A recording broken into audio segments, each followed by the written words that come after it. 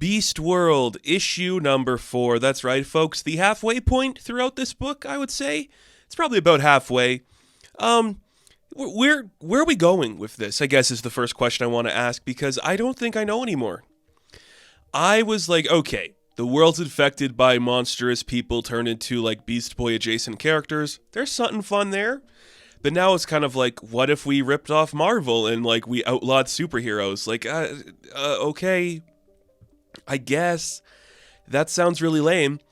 Also, I'm not sure when this issue takes place, because in Titans number 6, which does come out before this book, we see that Dick gets turned into a fox.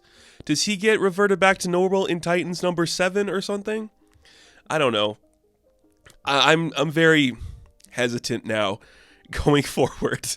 I'm not loving it. Not loving it as much as I hoped. So this issue opens up. We're in the Middle Hampton somewhere, and a man named, Chester Runk is being taken by Peacemaker because he plays a role in this. Now, Chester could be a character from the books before. I'm not too certain. But Peacemaker, like, kills one of the things that's, like, his son. And he's like, oh, my bad, dude, was it the frog or the tiger? And the dude's ready to kill Peacemaker. He's like, dude, shut up, okay? We got plans for you.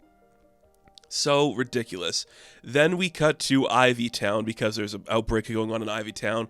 And they have one person who's going to step up and fight the creatures attacking them, and that is Giganta, which is really fun. I like that idea a lot. So Giganta, she gets really big. She starts beating on them, but then the spores jump off her, and because she's super huge, a bunch of the spores fall into her mouth, and she turns into a giant bear. So for the majority of this issue, it's the Titans and Titan-adjacent characters fighting a giant bear. And I don't hate that. Oracle's running leads over there. Swamp Thing's going to step in to help out. Dick does appear in this book, but he is not a fox. So, okay. I know tie-ins don't really matter, but they are both Tom Taylor, so I was thinking it would matter a little bit. But Dick's just fine. He's running around here. And John Kent is going to walk over there too and help out. I will say the artwork looks really good. Like, it's really well handled. It's rendered really beautifully. The colors really pop. It's probably the best looking issue of the book. It's also the point in the book where I'm like, I don't know how much juice we have left in this carton, you know? Like, how far are we going to go? So we're going to fight the bear. We're going to try to take her out of the city. We have Starfire and John to do that. John gets hit really hard. He crashes into a building. And he just takes a moment to see, like, there is too much chaos out here. I am losing my mind. There is people dying on every street. And he is slowly breaking. Almost like the hate is being instilled in him from Dr. Hate or whatever. But while he picks him up, he's like, it's all right, kid. We got this. We can get through this. We just got to keep breathing, keep processing our anger, and get through it. So he goes electric blue, helps Starfire take the big bear out of there. They manage to evade. They drop her into, like, a big, I guess, baseball stadium, and they watch the spores exit her body, and John electrocutes them. So Giganta is taken care of. What I will say this book has done really well is just give us some good use of, like, side characters that don't really get, like, a big moment. Like, here's the one of Giganta. Animal Man showed up for a minute. It's pretty cool. I do like that energy. So now we just kind of help the people of Ivy Town. And then we cut to Sergeant Steele going on his tirade on some television program like, these heroes are pieces of shit. If you aren't reading the Wonder Woman book by Tom King and Daniel Sampieri, Sergeant Steele is just like an asshole in that book who's like, women are terrible. I hate Wonder Woman and Amazons. And now he's like, these stupid superheroes, they can just show up. They're losers. They suck. All of this is from the Titans, and I just found out they have a demon amongst their ranks that is sleeping with the monster that's destroying the world. How fucked up is that, everyone? They're like, this is not going to look good for us. So he's like, we're going to do our best to, like, ban superheroes or something. Okay, I know what we're doing. It's fine. I don't care that much. It's just so boring. You know, where you're just like, we have to outlaw superheroes. They cause all this damage. Well, you can't. You live in a world where there's creatures of magic and horror around every corner. Just having it like an angsty energy against superheroes is so boring. It's so tiresome. But you know what? We have to find a way to protect Gar, because now it seems like everyone on Earth is like, we got to kill the big starfish in the sky. That at least is the plan of Amanda Waller and Peacemaker, because in the last issue, they went to Stryker's Island to get Lex because he has access to technology that is like an old Justice League teleporter. Basically, the plan is because Chester Runk has the ability to open his chest into like a black hole, they're going to send him into space to do a black hole inside of Beast Boy. Which is, I mean, as far as plans go, that's not a bad one. The fact that Amanda Waller didn't have this tech before, okay, I don't buy that, but okay. So that's the plan.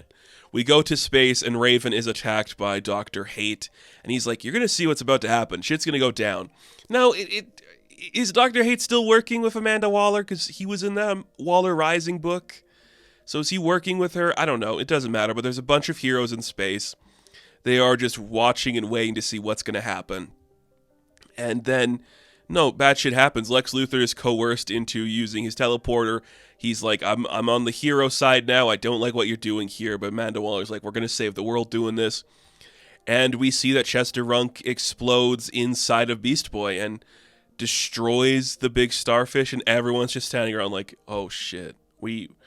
Who could have predicted that was about to happen? So Garfield and Chester both die. That's the implication behind this book, is that both of them are killed in that moment. And the black hole opens up inside the starfish, and that's issue 4. What else is going to happen? Is the rest of this book just like damage control and like the world turns on its heroes? Fine. Okay. Look, I think it's a beautiful looking book, and the art and colors are really good. Seeing Giganta makes me happy. But I don't know, there's a couple continuity things I'm not sure about, and I'm just not 100% convinced on the direction we're headed yet. Sergeant Steel showing up being like, the Titans, boo, I hate superheroes, the world should hate them too. It's so contrived at this point, it happens all the time, it's not that interesting to see. But the fact that it's the Titans, I guess, has more stakes because now like they're the next generation taking the ranks, and they can't do the thing that their predecessors did. Whatever. It's okay. It's really just okay. And that might be the biggest detriment to this book. So, I don't know. I hope we can pick up the pace and maybe do something a little more cool or like, a little more interesting than just Amanda Waller's going to have the world turn on superheroes. Okay, you do it, babe. You do that. I don't know. It's fine. It looks really good. That's a big compliment for this book. So, Titans Beast World, issue number 4, I am going to give a 7 out of 10. Now, thank you all for watching this review. Be sure to like and subscribe to the channel. As always, you can check me out on Instagram, TikTok, and Twitter. And of course, I will catch you in the next one. Have fun. Stay safe. Good luck.